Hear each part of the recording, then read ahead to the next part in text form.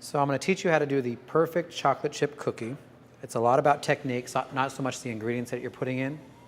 But there's a few little tricks that I'm going to also show you which make mine a little, they stand out a little more.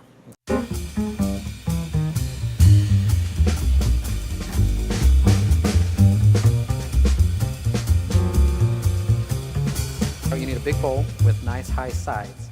If you have a wide bowl, you probably will stir too much and that'll make your cookie collapse. So I start with your butter. It's called a 50-50 blend, and what that is 50% real butter and then 50% of a butter flavored shortening. And that'll get you that nice thick cookie that you like, but it also has that flavor. So I use a butter flavored, and you just toss that in. You should be able to touch your butter and take your finger right out. If it collapses on you, your butter is too soft. Okay, so the cooler it is, the better cookie you're gonna have. Now on my sugar, I just put a 1.5 cups of white sugar and a 1.5 cups of brown sugar. So you're just gonna toss that in. Now you'll notice here that there's nothing electrical. I don't have anything electrical because if you do it by hand like Grandma did, you're gonna have the perfect cookie. So what you'll see me doing is just pressing the butter to the side, and as I go around the bowl, so we can see it coming together nicely. Okay, so once we have that, you can pretty much see that the color of the butter is gone. It's all incorporated into your sugar. And now you are ready for your eggs. I'm just gonna throw those eggs right in. And then I go ahead and add in my special flavoring. If you can smell that, it's complete heaven. But I won't tell you what's in that, but it's magic. And when you pour it in, and you can go ahead and put in about 2 teaspoons of vanilla. Okay, so you just blend that in and see how easy that is. You don't need a mixer. Plus you get a muscle right there. See my muscles? Now we are ready for our flour.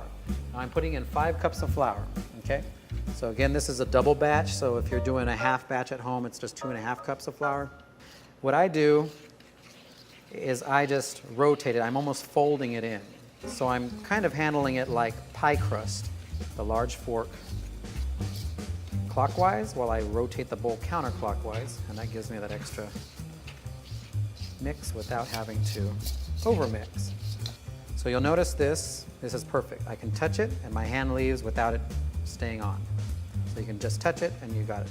That's perfect dough. So what I have here is milk chocolate, but I also throw in semi-sweets. So it's a nice blend in there. The reason I do that is because then I can add extra chocolate without it being overly sweet, because sometimes if you put too much chocolate chips in there, your cookie is extremely sweet. So I just throw that in, and now I mix.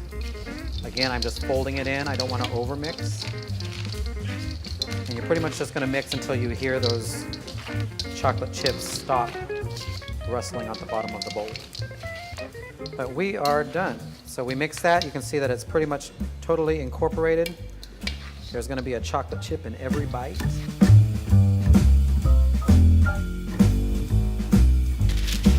So now we are ready to pan our cookies.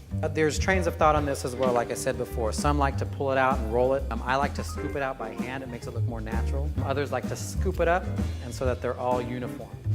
I'm going to show you each way just so you can see what it looks like when it comes out of the oven and which one you prefer. I'm going to make these nice and big. You just grab it like so. And you don't squeeze your dough. You don't want to squeeze it, how I do it. You'll just grab it like so and you'll just put it there. And that's what a chocolate chip cookie is. It's a drop cookie because you just drop it onto your pan.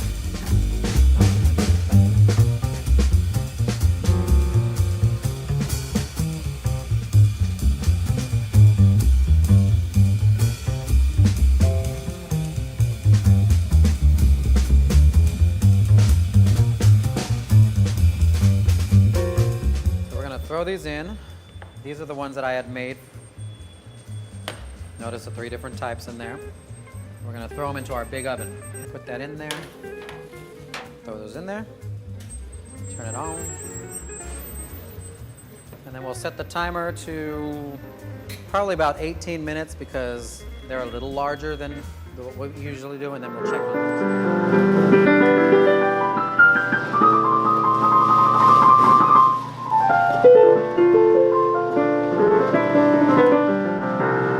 So we just pull these right out. It was in about 18 to 20 minutes. Of course, they're a little larger than normal, so that's why I kept them in. Otherwise, you'd do in 15 to 18 minutes. Always check them though, because you don't want to burn them. If you notice here, these are the ones that we hand dropped. That's the style we do. Over here are the ones that we scooped. And notice that those distinct crackle look and the lines that you see from the scooper itself. So that you can see when someone does that. And then these are the ones that we rolled out. And that's the one we rolled out and pushed down. So notice the flatness of that one.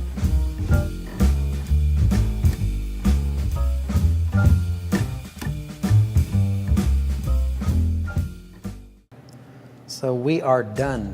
It didn't take that long either. Look at that, beautiful cookies. I told you, the perfect cookie. Wonderful, nice and thick. You can even package them for friends. You can get these little bags at Hobby Lobby or whatever and send them home with friends, people that you love, because you're gonna love these cookies. And so, this is the best part. We talked about love. This is the part I love, is actually eating what you made. So good.